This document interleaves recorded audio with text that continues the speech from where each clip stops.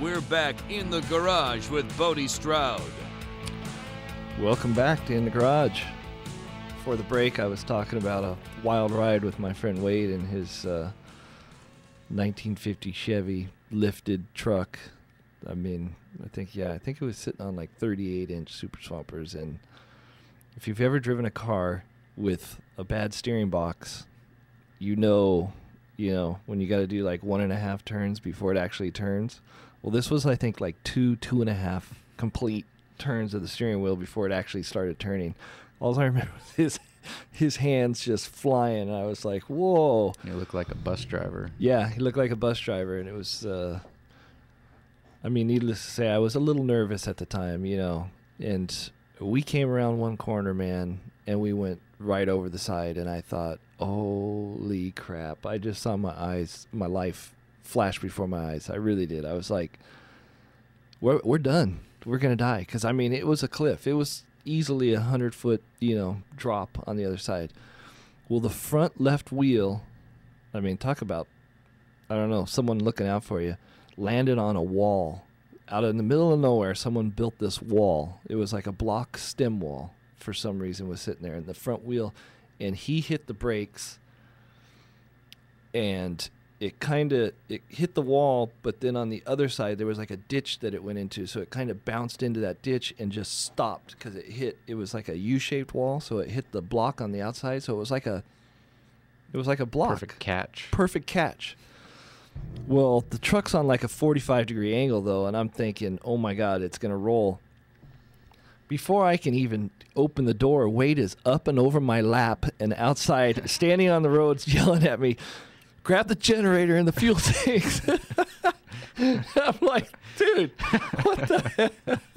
And he's like literally pushing me, it's like feet in my face as he's using me for leverage to get out of the truck. I think I was just like in shock, sitting there going, oh no, this is it. But anyways, it didn't go down the hill, and my buddy Rocky came, and we grabbed some chains and ropes. And I think we had one person in front of us and one behind us so that it wouldn't go over, because we were like afraid, if it starts going, it's going to pull another truck down with it, maybe 2 trucks. Yeah. So, but we were there for quite a while. We got it out, but yeah, it was always an adventure with Wade. We always had something. We had go-karts. We had street bikes. His house was just insane. It really was. But it was good times. I learned to use my hands, and I watched him because Wade was a smart dude. He went on to build all the top ends for the McDonald's race car. So, which I think is still around, right? Yeah. Yeah. And, he was just a smart guy. He was smart when it came to engines and building engines. And so I just kind of stood over his shoulder and watched him. So I kind of learned all of it, a little of all of it. You know what I mean? I'm a jack of all, but, I'm a master of none.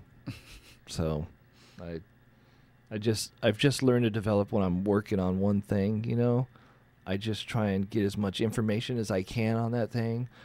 And I try to fix it like it's perfect, like it was brand new, and like you want it to last, like you're going to get it and drive it all the time, which is hard with all these aftermarket parts, right? Yeah. A lot of them, man, you got to tweak and you got to make them fit. And then when you go to bill, the customer doesn't understand. Oh, speaking of customers, we had our first customer last week burn us, a guy named Ron Bowers. So if anybody knows this guy, he picked up his car last Wednesday, and he owed $1,500. I think it was like 14 something, almost $1,500. And he gave me a check, and I let him take his car. Well, he decided to call me on Monday. That was last Wednesday, this Monday. And he said there was a couple little issues with the car, nothing really major. It had, he said it seemed to overheat a little bit on the freeway. He was stuck in traffic in the middle of a hot day. And then he said that we didn't hook up the cigarette lighter because we did all the electrical in the car. So I was like, okay, well, let's take a look at it, And he says, well, I think you gave me the wrong fan for the car. And I says, well, that's a really good fan. I mean, that thing was putting out well over 3,000 CFMs. Not only that, but it's exactly the one that he asked for. Yeah. So the guy has a way of turning stories, and he doesn't listen or anything. And so I said, Ron, I think the problem's going to be is you used the stock radiator in that thing. He ruined the car, actually. It was a 1954 Deluxe, and he put a Chevy 350 crate motor in it. I'm okay with swapping motors. I'm either way. But that car deserved a Ford in it. It was a nice little car. So he ruined it to begin with, and I told him in the beginning, I said, you're going to need a bigger radiator. You just have a 2-core, stock little radiator that was cool in a inline 6-cylinder motor. And he said, well, he didn't want to spend the money on like a $600, 4-core aluminum radiator. So I told him, that's your problem. He said, oh, you didn't tell me that, and blah, blah, blah. And I said, well, I did, Ron, and you didn't want to spend the money. Guy's a real cheap guy, He was bitching and complaining the whole time about everything. Even though he approved everything we did, he bitched and complained. He expected everything done for free. So anyways, he says, well, I'm not going to bring it back to you. And I was like, well, I'll take care of it. We're probably going to have to put a radiator. And I said, and I'll fix your cigarette lighter. That was his only 2 things. And anybody who's built cars or does cars, when you build these things, especially if you make it a custom, we had to do all kinds of custom stuff. We made rack and pinion for it. You got to tweak it. You got to drive them for a little while. You got to put a few hundred miles on it before you give it to the customer. Make sure everything's working properly. He didn't want to wait for that. So he proceeded to say, I'm not going to bring it to you. And I said, well, okay, that's your decision. He says, oh, yeah, and I canceled the check. Oh, what a scumbag, Ron Bowers, you are. You are a scumbag. So, sorry, I had to tell that little story.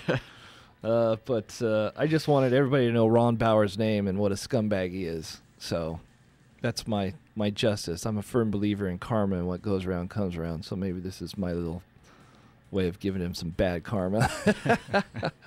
But anyway, sorry I got off track on our first. When we come back from a break, Mitchell, Well, we can continue. Yeah, that was a first. Actually, that was a first. Yeah, the first time we got burned. We'll be right back in the garage with Bodie Stroud.